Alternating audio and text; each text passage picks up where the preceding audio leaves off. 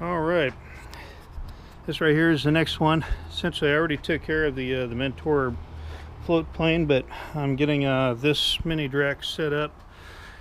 I already have the launch stooge on it, and I already have the rudder cable going down to the servo here, and everything seems to be working just fine. Took a little bit to figure out what was going on with this setup here. As you can tell, I now have the Crossfire mounted up inside here, and it's showing 10 milliwatts, of course, but I'm getting all the signals and everything else off of here. So this way now I've got everything in front of me. And I did something a little bit different as I set it up as a trainer with the second radio. This is the X90 Plus 2019, and this is one I originally had purchased to replace the other X90. So without any further ado, I'm going to go ahead and show a few things of what I've done. I took and I set it up as a trainer mode for all these right here. I went through and hit the arm switch off, arm switch on, and that's essentially the trainer, which allows it to basically go between the trailer and this one right here, so in case I really need to use this and set it up for another particular airplane, at least I can stand outside, disable the trainer, and then have somebody else kind of get inside. But usually you go ahead and switch it over like this. Trainer on. So you trainer on, and of course all the sound is coming from that subwoofer down there. But then this way I can go ahead and operate it from this right here.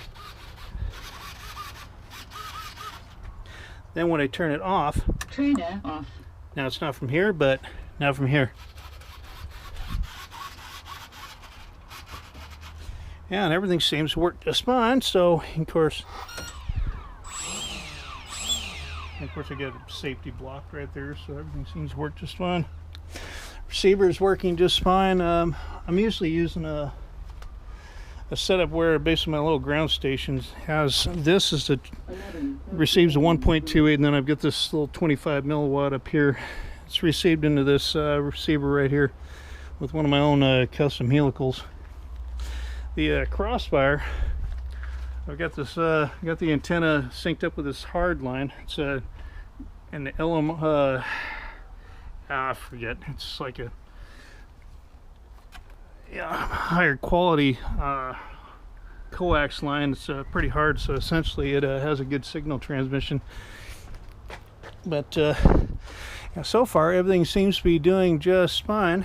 And of course with the rudder pedals, as you can see the custom setup down here, it goes and operates the nose wheel.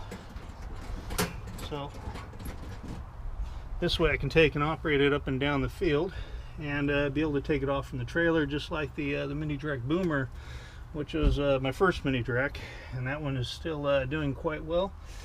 I've got all the functions all set up over here. I've got the 2D hold, or 2D no hold up here, and I've got the modes right up there in the upper left. So you can see it goes 2D hold, waypoint, and of course back to 2D, and then of course you got loiter mode,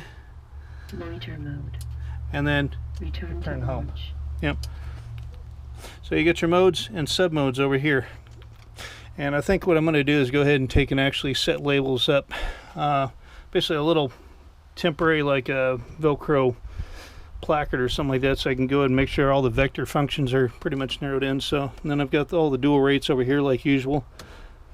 I don't have this one labeled on a voice, but these middle rates, high rates, middle rates, high rates. Yep. So, all right. I think the gains I had set up on here, yeah, see, there's the gains right there. I've got this on this upper knob right here, so that brings it down to 0 right there. All right, that should pretty much get it all set. And on this one right here, I've got the gains over here, so all right.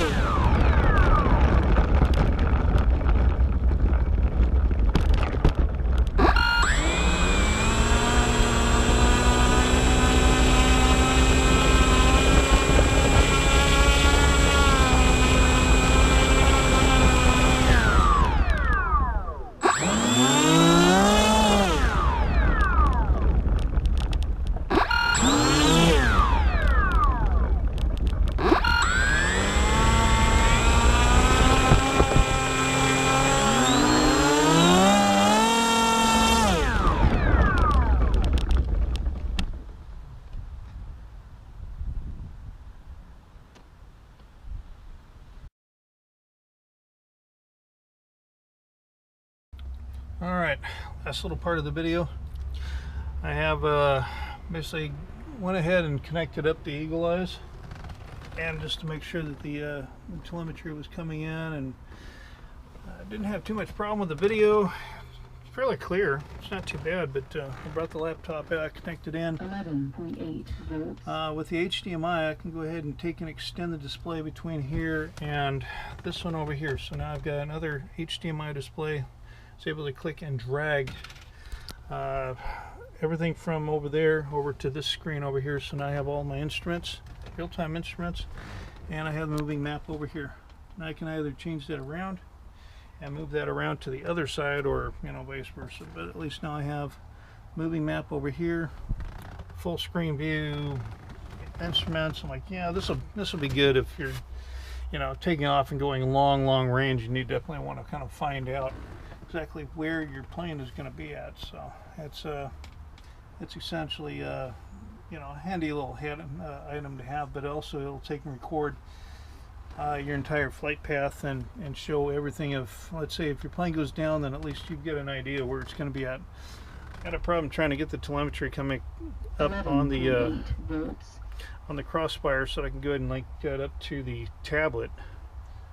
So essentially this is the alternate version right here, and it seems to work just fine. But yeah, just really looking forward to it now. But yeah, so far I'm pretty much right on course to go ahead and start taking in, checking out all the rest of the planes as well. So this is just one portion of it. So alright, that's about it for now.